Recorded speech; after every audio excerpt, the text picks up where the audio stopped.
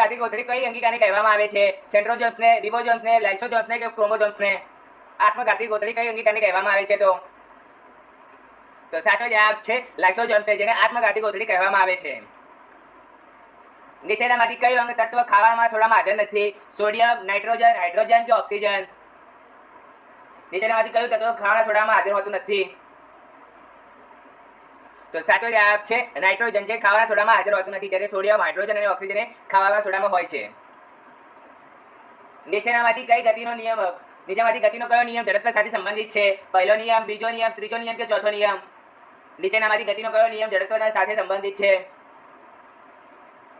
તો સાચો જવાબ છે પહેલો નિયમ, જે ગતિનો નિયમ છે.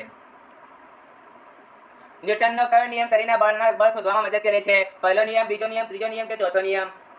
ન્યૂટનનો કયો નિયમ શરીરના બળ શોધવામાં મદદ કરે છે? તો સાચો જવાબ છે ન્યૂટનનો બીજો નિયમ, જે શરીરના બળ શોધવામાં મદદ કરે છે. ન્યૂટનનો કયો નિયમ શરીરના પ્રતિક્રિયાઓના બળ શોધવામાં મદદ કરે છે?